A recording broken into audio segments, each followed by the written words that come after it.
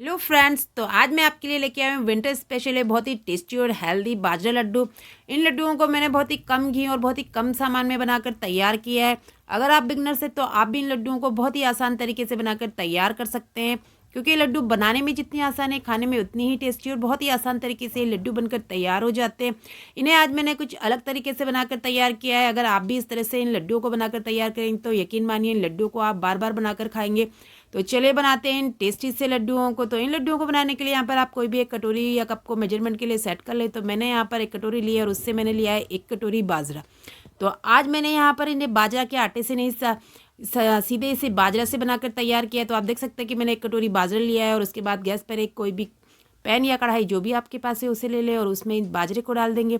और उसके बाद यहाँ पर हमें गैस की फ्लेम को लो रखना है और लो फ्लेम पे इसे लगातार चलाते हुए थोड़ा सा भून लेना है। तो यहाँ पर आपको गैस की फ्लेम को लो रखना है और इसे हमें थोड़ा सा भूनना है जब तक कि हमारा जो बाजरा अच्छे से फूल ना जाए। तो आप देख सकते हैं कि जो हमारा बाजरा है वो अच्छे से भुन चुका है। तो बस इसे हम एक प्लेट में निकाल लेते हैं जब तक कि ये ठंडा ना हो। तो इसे हमें अच्छे से थोड़ा ठंडा कर लेना है और इसके बाद हम फिर से इसी पैन को गैस पर रखेंगे। इसमें डालेंगे हम 2 चम्मच घी। तो मैंने यहाँ पर बहुत ही कम घी का इस्तेमाल किया है, आप चाहें तो घी की मात्रा बढ़ा भी सकते हैं। और उसके बाद जो हमारा बाजरा था उसे मैंने मिक्सी में बारीक पीस कर ले लिया। तो आप देख सकते हैं कि मैंने इसे पीस लिया और आप देख सकते हैं कितनी बढ़िया से हमारा जो आटा है वो पीस कर तैयार हो गया है। तो आप चाहें इसे आटे से भी बनाकर तैयार कर सकते हैं, लेकिन आप अगर इस तरह से इसे बनाकर तैयार करेंगे तो यकीन मानिए लड्डू बहुत ही टेस्टी बनकर तैयार होते हैं। और इसके बाद यहाँ पर गैस की फ्लेम को हमें लो रख लेना है और उसके बाद इसे हमें लगातार चलाते हुए थोड़ा भून लेना है। तो यहाँ पर बाजरे को हमने पहले से भून लिया है, तो हमारा जो आटा है बहुत ही जल्दी भुनकर तैयार हो जाता है। जैसे ही इसमें से एक बढ़िया सी खुशबू आने लगे तो हमें बस उतना ही इसे भूनना है। आप इसे 2 से 3 मिनट ही भुने, उतने में ही हमारा जो ये आटा है भुनकर तैयार हो जाता है। और आप देख सकते हैं कि जो हमारा आटा है वो भुनकर तैयार हो गया है। तो बस इसे एक प्लेट में निकाल लेते हैं। यहाँ पर आटे को भूनते हुए आपको कुछ बातों का ध्यान रखना है कि जब आटा आप भूने तो इसे ज़्यादा आपको नहीं भूनना है, सिर्फ लो फ्लेम पर इसे 2 से 3 मिनट ही भूनना है। और बाजरे को भी हमें 2 से 3 मिनट ही भूनना है। तो आप यहाँ पर टोटल इसे 6 मिनट के लिए भूनकर तैयार कर सकते हैं, क्योंकि बहुत ही जल्दी ये आटा भूनकर तैयार हो जाता है। और उसके बाद यहाँ पर इसी पैन को हम फिर से गैस पर रख लेंगे और इसमें डालेंगे 1 चम्मच घी। और जैसे ही घी मेल्ट होगा तो इसमें थोड़े से कटे हुए हम बादाम डाल देंगे। तो बादाम की क्वांटिटी आप अपने टेस्ट के अकॉर्डिंग कम या ज़्यादा कर सकते हैं, चाहे तो आप इसे स्किप भी कर सकते हैं।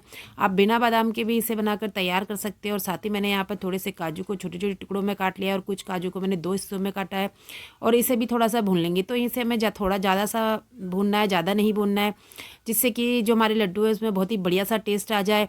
आप चाहें तो बिना ड्राई फ्रूट्स के भी इसे बनाकर तैयार कर सकते हैं, बिना ड्राई फ्रूट्स के भी बहुत ही टेस्टी लगता है। और उसके बाद यहाँ पर इन्हें जो हमने भून के जो ड्राई फ्रूट्स रखे हैं इसे भी हम आटे में डाल देंगे और इसी पैन को हम फिर से गैस पर रख लेंगे।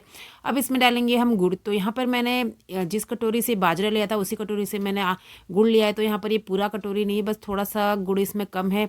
आप चाहें तो यहाँ पर इसे कटोरी पूरा भर कर भी ले सकते हैं। तो बस यहाँ पर इसे हमें अच्छे से लो फ्लेम पर मेल्ट कर लेना है। तो आपको यहाँ पर लगातार गुड़ को चलाते हुए गुड़ को सिर्फ मेल्ट करना है, इसकी चाशनी बनाकर तैयार नहीं करनी है, नहीं इसमें पानी डालना है। तो आप देख सकते हैं कि जो गुड़ है हमारा अच्छे से मेल्ट हो चुका है और बस इसे हम हमारे आटे में निकाल लेते हैं। तो यहाँ पर आपको ये जो काम है जल्दी जल्दी करना है, क्योंकि गुड़ जैसे ही ठंडा होगा तो हमारे जो लड्डू है बनाने में परेशानी आ सकती है। तो जब भी आप बाजरे के लड्डू बनाएं तो इसे हल्के गर्म में ही बना लें, जिससे कि जो लड्डू है बहुत ही आसानी से बनकर तैयार हो जाए। और अगर आपका जो मिश्रण है वो ठंडा हो जाए तो आप इसे थोड़ा सा फिर से पैन में डालकर गर्म कर लें और बहुत ही आसानी से लड्डू बनकर तैयार हो जाते हैं। तो बस इसके लड्डू बनाकर तैयार कर लेते हैं।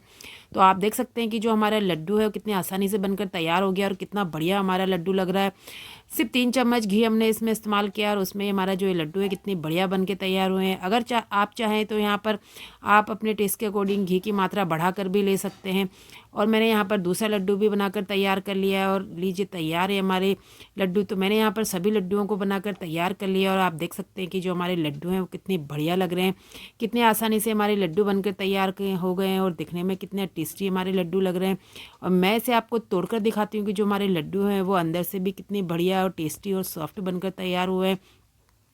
आप देख सकते हैं कि जो लड्डू है वो कितना बढ़िया लग रहा है और कितना आसानी से हमारा लड्डू टूटकर अलग हो चुका है और कितना अंदर से भी हमारा लड्डू बढ़िया लग रहा है। तो बस फिर मिलते हैं एक नई रेसिपी के साथ, तब तक के लिए बाय बाय।